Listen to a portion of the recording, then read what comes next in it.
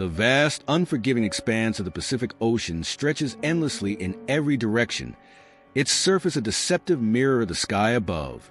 But beneath this serene facade, a lone figure clings desperately to a small fishing boat, adrift and alone in the world's largest ocean. This is José Salvador Alvarenga, and he has been lost at sea for over a year. With each passing wave, each rising and setting of the sun, death seems to inch ever closer. But José, driven by an indomitable will to live, refuses to succumb to the ocean's embrace. This is the incredible true story of a man who survived 438 days lost at sea, defying all odds and pushing the very limits of human endurance. Our story begins on a seemingly ordinary day in November 2012. José, a 36-year-old fisherman originally from El Salvador, set out from the coast of Mexico for what was supposed to be a routine fishing trip. The sun was shining, the breeze was favorable, and there was no indication that this day would be any different from the countless others José had spent on the water.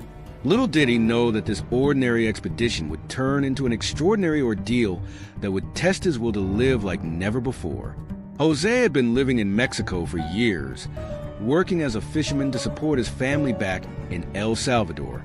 He was known among his peers as a skilled and experienced seaman, respected for his ability to navigate the sometimes treacherous waters of the Pacific.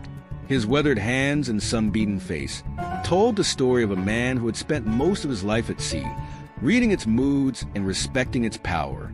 On that fateful November day, José and his young crewmate, Ezekiel Cordoba, embarked on their small fishing boat, a vessel no more than 25 feet long. They packed the usual supplies, fishing gear, some food and water, and the optimism that comes with the start of a new day at sea. Their plan was simple: head out to their favorite fishing spot, catch their quota, and return within a day or two. It was a routine they had followed countless times before.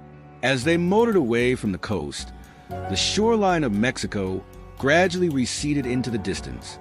The familiar sight of land gave way to the open ocean, a vista of endless blue that stretched to the horizon in all directions. José and Ezekiel chatted casually as they went about their preparations, discussing their hopes for a good catch and their plans upon return. But fate had other plans for the two fishermen. As they ventured farther from shore, the weather began to change. The clear sky that had greeted them at dawn gradually darkened, and the once gentle breeze began to pick up strength. José, with his years of experience, sensed the shift in the air. He knew a storm was brewing, but at this point, he wasn't overly concerned. Storms were a common occurrence in these waters, and he had weathered many in his time. However, this storm was different. Within hours, the situation had deteriorated dramatically. The sky turned an ominous dark gray, almost black, and the wind howled with a ferocity that José had rarely encountered. Massive waves, some towering over 20 feet high, crashed against their tiny vessel, threatening to capsize it at any moment. The small boat, sturdy in calm waters, now seemed fragile as a toy in the face of nature's fury. José and Ezekiel fought desperately to keep their boat afloat. They bailed water frantically, trying to counteract the waves that crashed over the sides. The rain lashed at them mercilessly, reducing visibility to almost zero.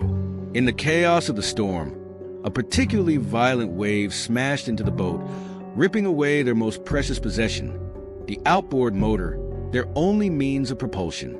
The loss of the motor was catastrophic. Without it, they were at the mercy of the currents and the wind. José knew that their situation had just become dire. They were now adrift in one of the most remote parts of the Pacific Ocean, with no way to call for help and no idea where the currents were taking them. As the storm raged on, José and Ezekiel could do nothing but hold on and pray for survival. Hours passed like an eternity, each moment a battle against the elements.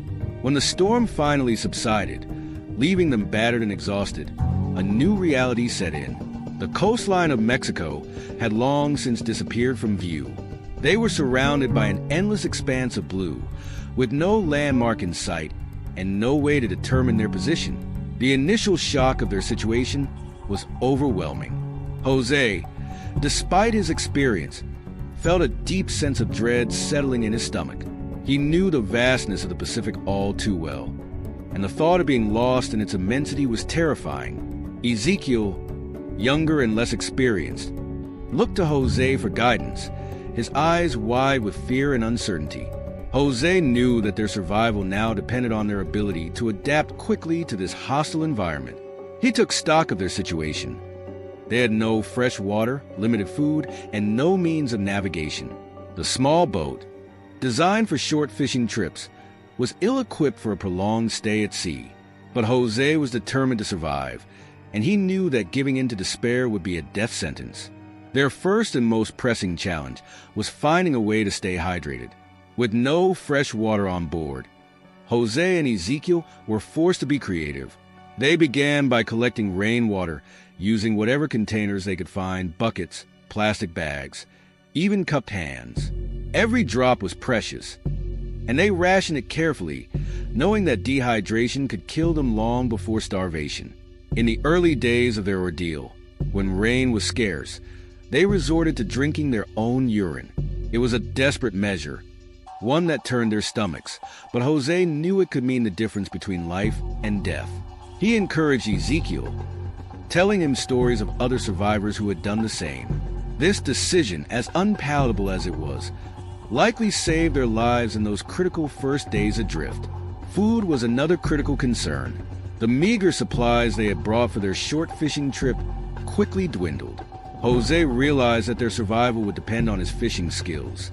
Skills that had been his livelihood but were now literally a lifeline. Using makeshift tools crafted from parts of the boat and their remaining fishing gear, José set about trying to catch anything edible. His first attempts were frustrating. The fish seemed to taunt them, swimming just out of reach. But José was persistent. He fashioned crude hooks from spare parts and used strips of his own clothing as line. Slowly, he began to have success. They caught fish, sometimes small, barely a mouthful, other times larger specimens that provided much-needed sustenance. But it wasn't just fish that became their prey. José's keen eyes scanned the skies for birds, knowing that they could provide both meat and a potential source of fresh blood to ward off dehydration. When birds landed on their boat, seeking rest during long flights, José was quick to catch them. It was a grim task, but necessary for survival. Perhaps the most challenging aspect of their new diet was the need to eat everything raw. With no means to make fire, they had no choice but to consume their catches immediately. The taste and texture of raw fish and bird meat were difficult to stomach at first, but hunger proved to be a powerful motivator. José taught Ezekiel how to eat every part of the fish, explaining which organs were the most nutritious. As days turned into weeks, and weeks into months, José and Ezekiel fell into a routine of sorts. Their days were consumed by the constant search for food and water. They would wake with the sun, its harsh glare reflecting off the endless ocean serving as their alarm clock. José would immediately set about trying to catch breakfast, usually fish that had been attracted to the shadow of their boat overnight. While fishing, they would keep a vigilant eye on the horizon, always hoping to spot a ship or plane that could lead to their rescue. But as time passed, these searches became less frequent. The vastness of the Pacific and their tiny vessel made the odds of being spotted seem impossibly small. The psychological strain of their situation became almost unbearable as time wore on. The endless expanse of water, the isolation, and the constant struggle for survival took a heavy toll on both men. Ezekiel, the younger of the two, struggled particularly hard to cope with their seemingly hopeless situation. He began to have vivid hallucinations, seeing phantom ships on the horizon or imagining the sounds of rescue planes. José, drawing on reserves of mental strength he didn't know he possessed, took on the role of not just a survival partner, but a caretaker and counselor. He would talk to Ezekiel for hours, sharing stories of his life, his family, and his dreams for the future. He encouraged Ezekiel to do the same, knowing that maintaining hope was as crucial to their survival as food and water. But despite José's best efforts, Ezekiel's condition deteriorated rapidly. He began to refuse food, slipping into a deep depression. The young man, who had once been full of life and energy, became a shell of his former self. Jose watched helplessly as his companion wasted away, all the while fighting his own battles against despair and exhaustion. After about 4 months at sea, the unthinkable happened. Ezekiel, weakened by malnutrition and the harsh conditions, succumbed to his ordeal. Jose was now completely alone, adrift in the vast emptiness of the Pacific Ocean. The loss of his companion was a devastating blow to Jose. He had not only lost a fellow survivor, but also his only connection to humanity. The loneliness that followed was all-consuming. For days, Jose could do little but sit in stunned silence, the reality of his solitude too overwhelming to process. But even in this darkest of moments, something within Jose refused to give up. He made a solemn vow, not just to himself, but to the memory of Ezekiel. He would survive. He would live to tell their story, to honor the young man who had fought so hard alongside him. This renewed determination gave Jose a sense of purpose. He began to talk aloud to himself, to God, and even to the fish he caught. He would recount the events of the day, as if writing a log in his mind. This habit helped maintain his grasp on reality and provided a semblance of human interaction in a world where he was the only human for thousands of miles. As months passed, Jose's body and mind adapted to his extreme circumstances in remarkable ways. His senses became acutely attuned to his environment. He developed an almost preternatural ability to predict weather patterns, sensing approaching storms or periods of calm. His eyes became expert at spotting potential food sources, whether it was a bird flying overhead or a fish swimming beneath the surface. Jose's fishing techniques evolved as well. He learned to wait patiently for small fish to gather under his boat, seeking shelter from larger predators. Then, with lightning-fast reflexes honed by necessity, he would plunge his arm into the water and grab them. This method not only provided him with food, but also gave him a sense of control over his environment, a small victory in a situation where he often felt powerless. The harsh sun and salt water took their toll on Jose's body. His skin became leathery and cracked, his hair matted and bleached by the sun. He lost a tremendous amount of weight, his once sturdy frame becoming gaunt and skeletal. But somehow, his body adapted. He found that he could go for longer periods without food, his stomach shrinking to accommodate the meager and irregular meals. One of the most challenging aspects of Jose's ordeal was maintaining his mental health. The isolation and monotony of endless days at sea could easily drive a person to madness. To combat this, Jose created routines and games for himself. He would challenge himself to spot a certain number of fish or birds each day. He would sing songs, recite prayers, and tell himself stories. In his most desperate moments, when the pain and hopelessness became almost too much to bear, Jose would think of his family, especially his daughter back in El Salvador. He would imagine her face, try to recall the sound of her laughter. The thought of seeing her again became his lifeline, the reason to take one more breath, to survive one more day. If you're captivated by Jose's incredible journey of survival, make sure to subscribe to our channel.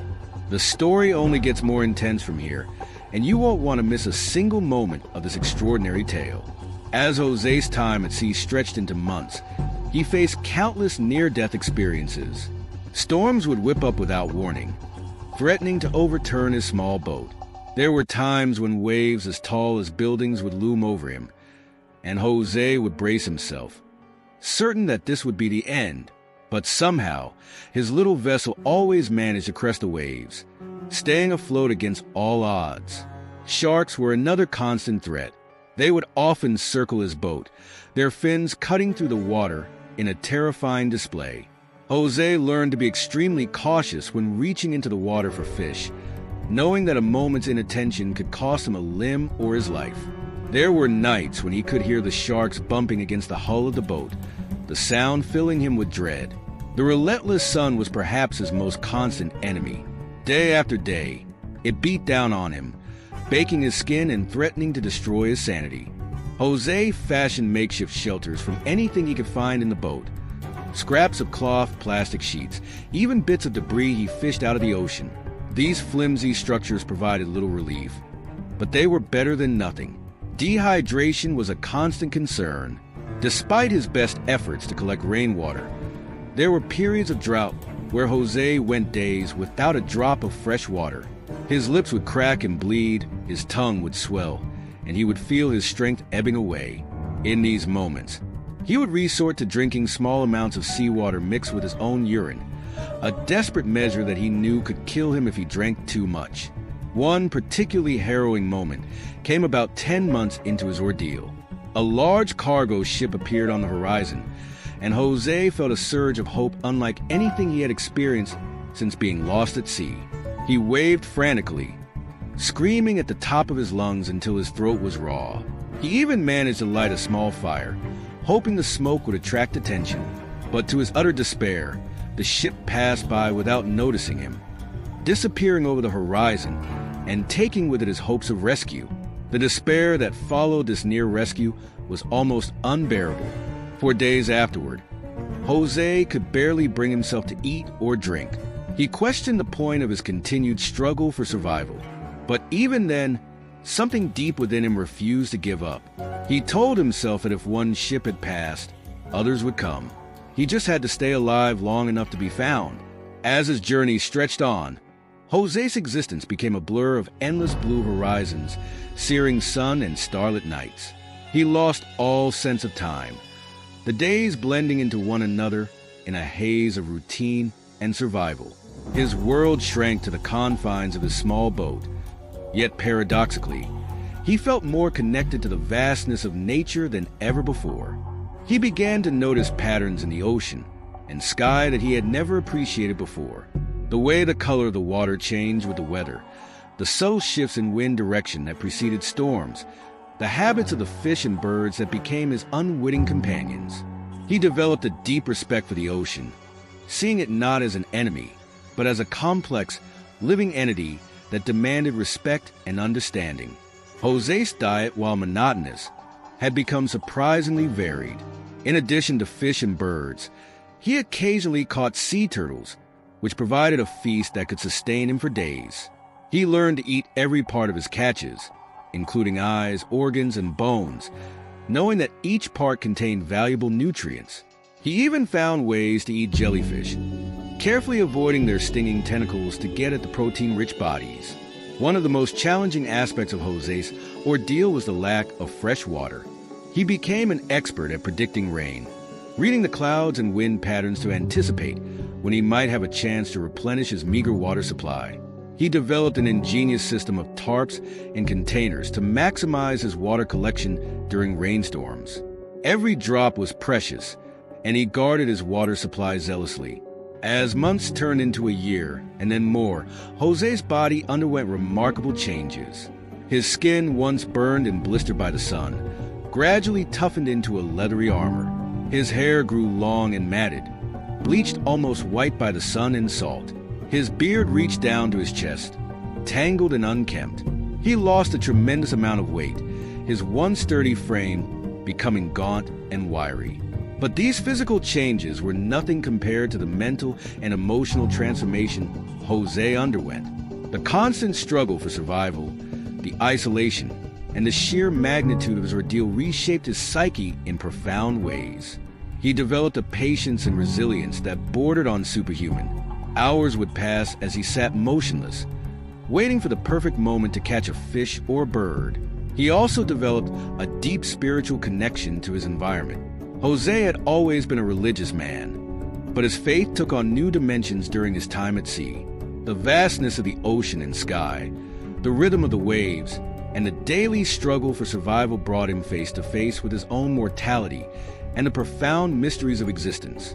In the quiet moments between survival tasks, José would often find himself in deep contemplation.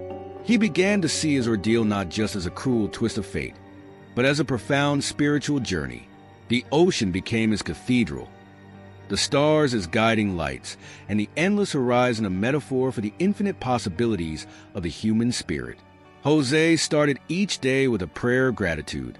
Despite the hardships he faced, he found things to be thankful for. Another sunrise, a successful catch, or simply the gift of another day alive. This practice helped him maintain a positive outlook, even in the darkest moments of his journey. As the days stretched into weeks and weeks into months, José developed what he could only describe as a conversation with the ocean itself. He would speak aloud, sharing his fears, hopes, and dreams with the vast expanse around him.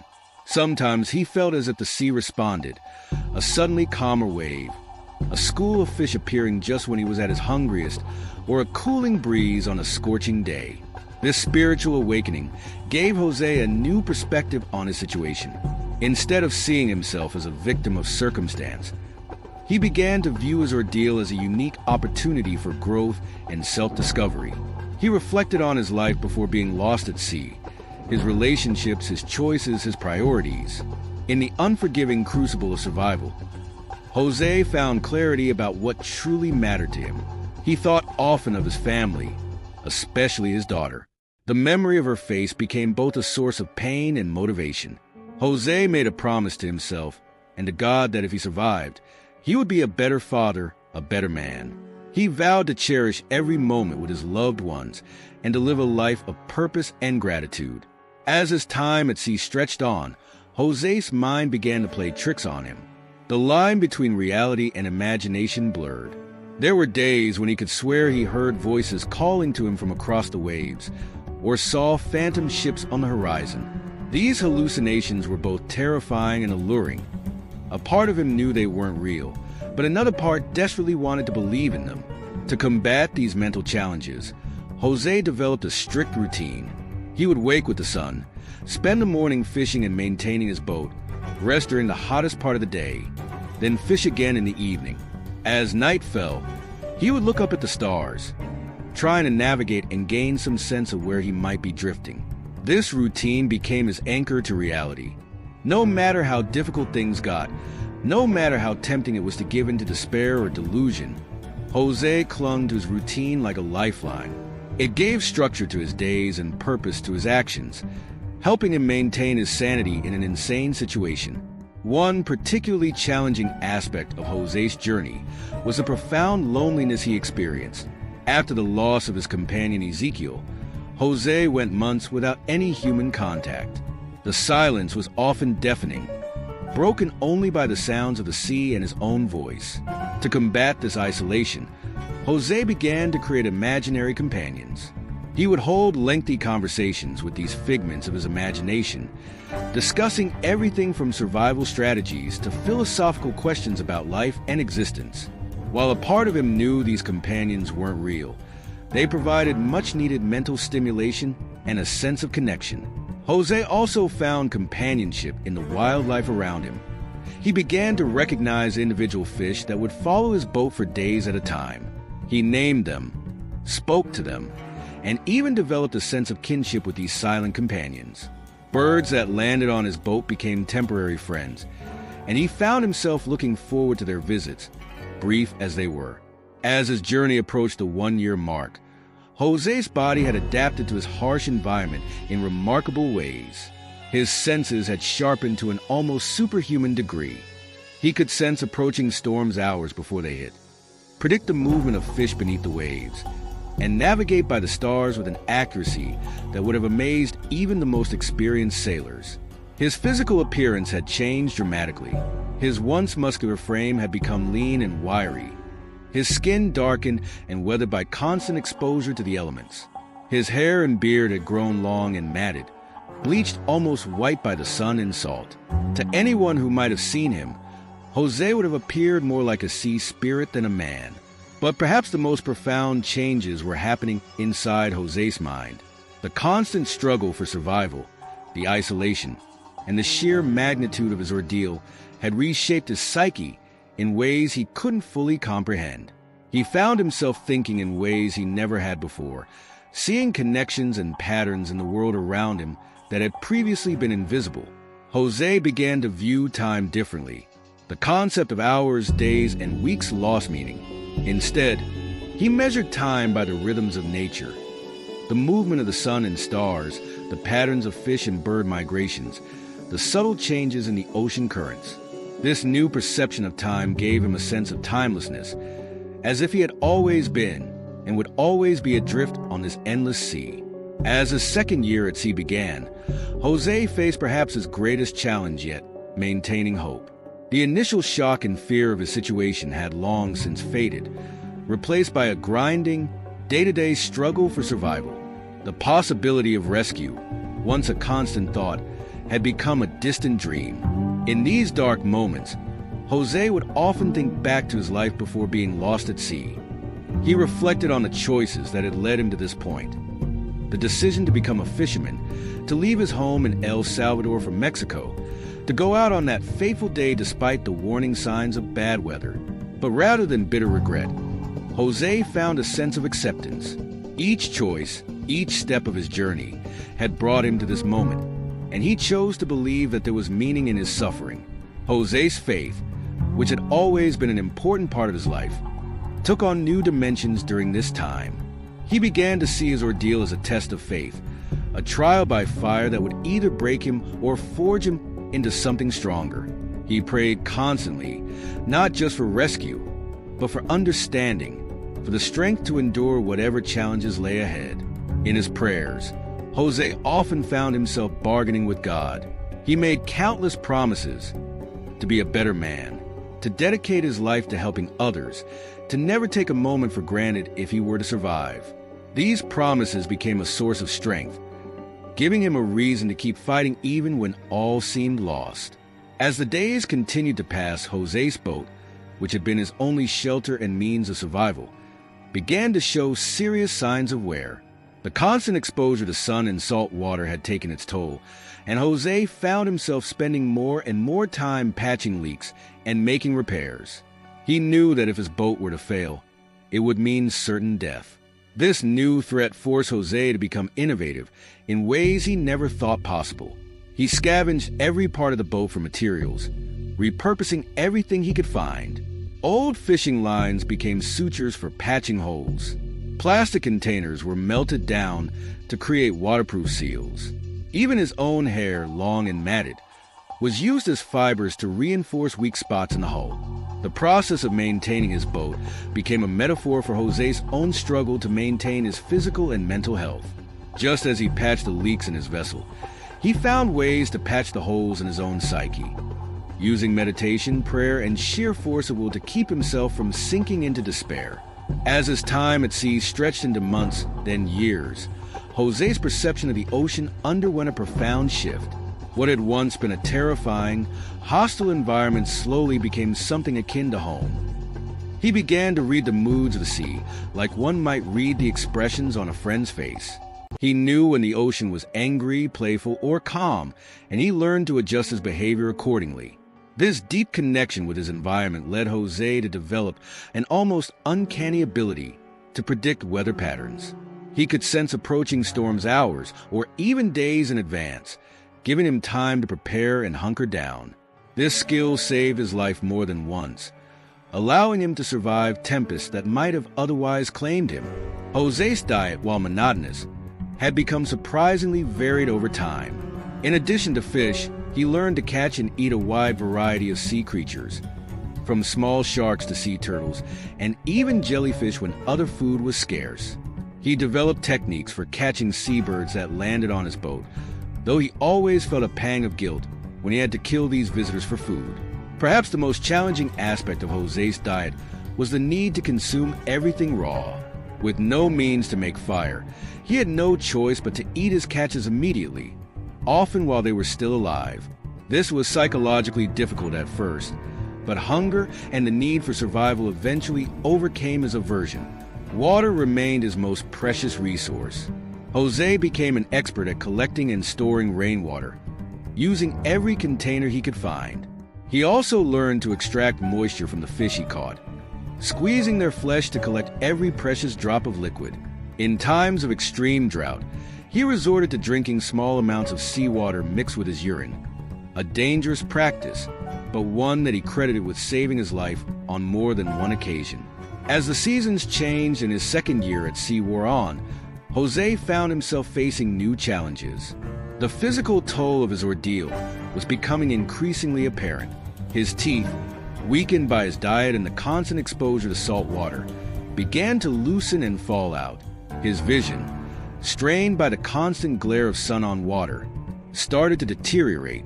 But even as his body weakened, José's mind seemed to grow stronger. He developed a mental fortitude that amazed even himself. He could endure pain, hunger, and thirst with a stoicism that would have seemed impossible in his previous life. He learned to enter into meditative states that allowed him to conserve energy and endure long periods without food or water. José's concept of self underwent a profound transformation during this time. The man he had been before being lost at sea, José the fisherman, the father, the ordinary man, began to feel like a distant memory.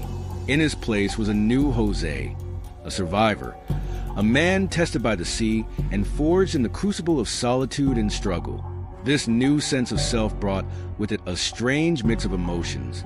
On one hand, José felt a deep pride in his ability to survive against all odds. He had faced challenges that would have broken most people, and he had persevered. On the other hand, he feared that if he were ever rescued, he might not be able to return to his old life.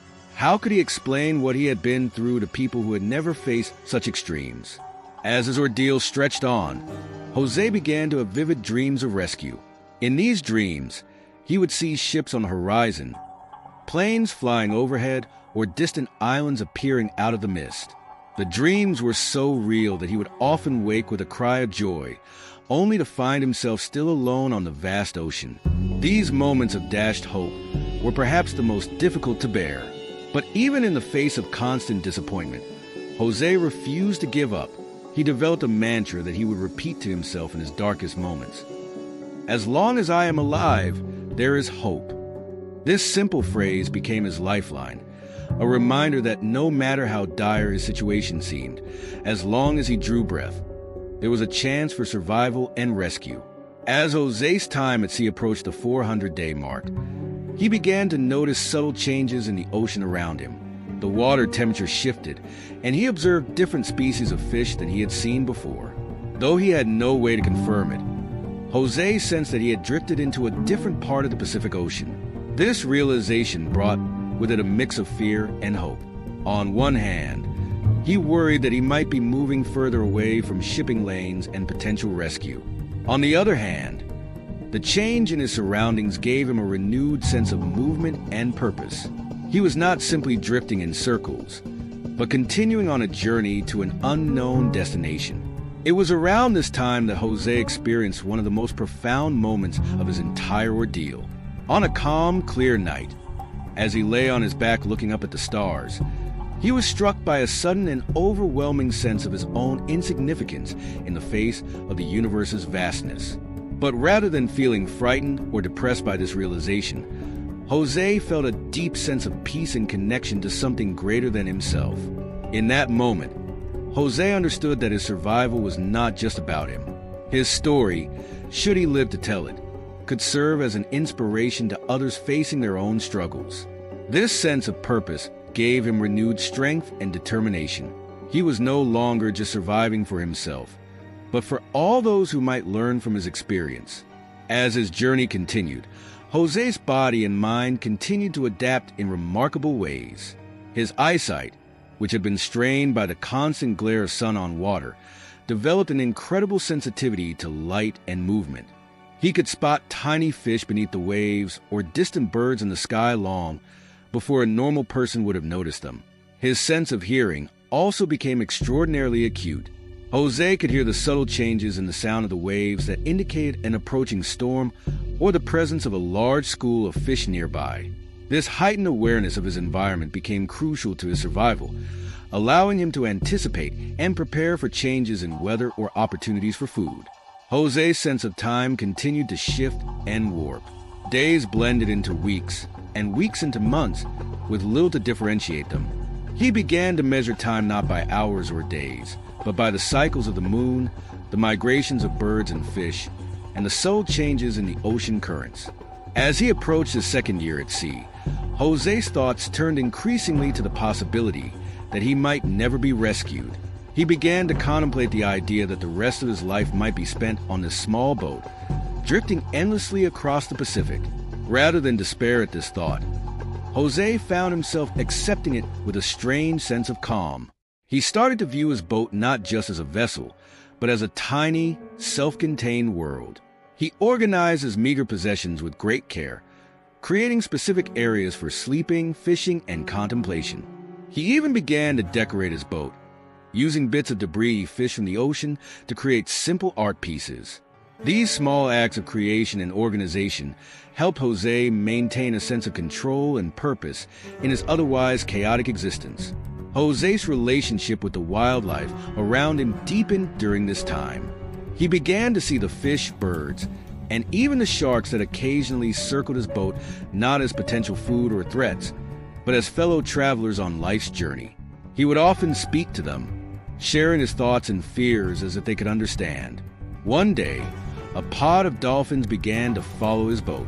They stayed with him for several days, playing in the wake of his drifting vessel. Jose found immense joy in their presence, feeling as if they were keeping him company on his lonely voyage. When they finally left, he felt their absence keenly, as if he had lost close friends. As his ordeal stretched on, Jose's thoughts often turned to his family and his life before being lost at sea. He thought of his daughter, wondering how much she had grown, whether she still remembered him. He imagined the pain and uncertainty his disappearance must have caused his loved ones. These thoughts were both a source of pain and motivation. Pain at the separation, but motivation to survive and return to them. Jose began to craft elaborate fantasies about what he would do if he were ever rescued. He promised himself that he would never take a moment with his loved ones for granted again. He dreamed of simple pleasures, a home-cooked meal, a soft bed, the sound of his daughter's laughter. These dreams kept him going through the darkest times, giving him something to look forward to beyond mere survival. As he neared the 438-day mark of his incredible journey, Jose's routine was suddenly interrupted. On January 30th, 2014, he spotted something on the horizon, an island. At first, he thought it must be another hallucination, a trick of his desperate mind. But as he drifted closer, he realized it was real. After 438 days lost at sea, Jose Salvador Alvarenga had finally reached land. The island turned out to be Tile Islet, a small, remote part of the Marshall Islands. When Jose's boat finally washed ashore, he was barely able to stand. His body, though adapted to survival at sea, was ill-equipped for life on land. He stumbled onto the beach, falling to his knees and kissing the ground in gratitude. Jose was discovered by a couple who lived on the islet. They were shocked by his appearance: long hair and beard, emaciated body, tattered clothes. At first, they were afraid of this wild-looking man who had appeared on their shore. But as they approached cautiously, they saw the tears in Jose's eyes and realized he was no threat, but a man in desperate need of help. The couple took Jose into their home, offering him food and water. For the first time in over a year, Jose tasted cooked food and drank clean, fresh water. The sensation was overwhelming, bringing tears to his eyes. He struggled to communicate at first, his voice hoarse from disuse and his native Spanish unfamiliar to the islanders. But through gestures and broken English, he managed to convey his incredible story. News of Jose's arrival spread quickly across the small community. Soon, local authorities were alerted, and within days, his story had captured international attention. The world was captivated by the tale of the fisherman who had survived an astounding 438 days lost at sea. As the media frenzy grew, Jose found himself thrust into a world that felt alien and overwhelming. After months of solitude, the constant attention and questions were disorienting. Journalists from around the globe clamored for interviews, each wanting to hear firsthand the details of his extraordinary survival. Medical professionals were amazed by Jose's condition. Despite his ordeal, he was found to be in relatively good health, considering the circumstances. His body had adapted to the extreme conditions in remarkable ways. However, the transition back to a normal diet and lifestyle would prove to be a challenge. Jose had to be carefully reintroduced to solid foods, his stomach no longer accustomed to anything but raw fish and seabirds. As news of his survival spread, experts began to analyze his story. Oceanographers studied the currents of the Pacific, confirming that it was indeed possible for José to have drifted the estimated 6,800 miles from Mexico to the Marshall Islands. Survival experts marveled at his ingenuity and mental fortitude, noting that his ordeal was the longest known case of survival at sea. However, not everyone was convinced. Skeptics questioned how anyone could survive for so long under such harsh conditions. Some suggested that José's story was fabricated or exaggerated. These doubts were painful for José, who had endured so much and now found his truthfulness questioned. If you're gripped by José's incredible tale of survival and want to know how he copes with these challenges, make sure to subscribe to our channel. The story of his return to society is just as compelling as his time at sea.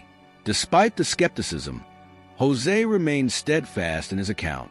He patiently recounted his story time and time again, providing details that only someone who had lived through such an ordeal could know. Slowly, as evidence mounted and experts weighed in, the doubts began to fade. One of the most difficult aspects of José's return was confronting the loss of his companion, Ezequiel Cordoba. He felt a deep responsibility to share Ezequiel's story with the world and to connect with his family. When he finally met with Ezequiel's mother, it was an emotional encounter filled with tears, gratitude, and shared grief.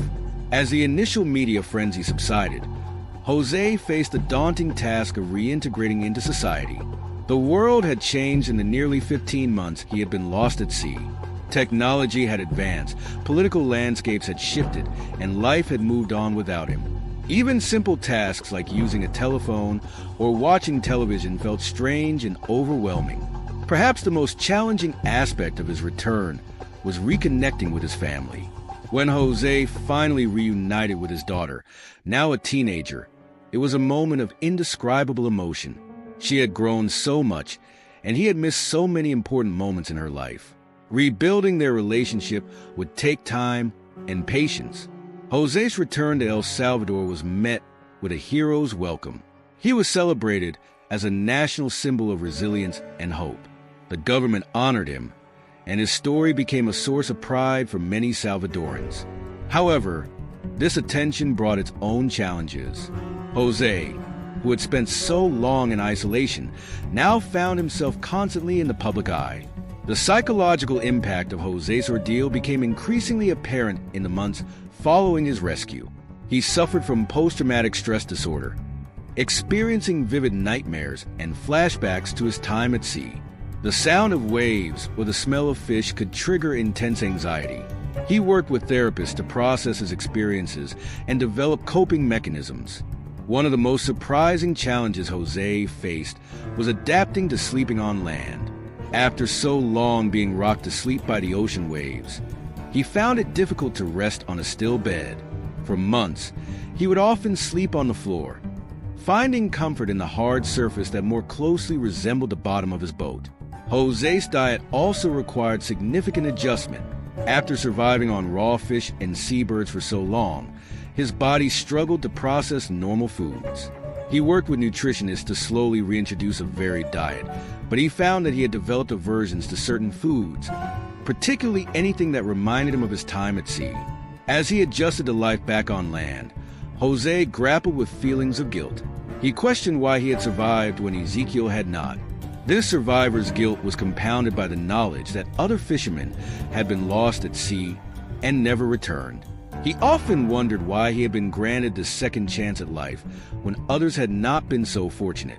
To cope with these feelings and to honor the memory of those lost at sea, José became an advocate for improved safety measures for fishermen. He spoke at conferences and met with government officials, pushing for better emergency equipment and training for those who make their living on the water.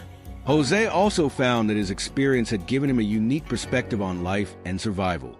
He began to share his story not just as a tale of endurance, but as a source of inspiration for others facing seemingly insurmountable challenges. He spoke at schools and community centers, encouraging others to never give up hope, no matter how dire their circumstances might seem. The process of writing his memoir was both cathartic and challenging for José. Reliving his ordeal in such detail was emotionally taxing, but it also helped him process his experiences. The book, when published, became an international bestseller, further cementing José's story in the public consciousness. As months turned into years, José's life settled into a new normal.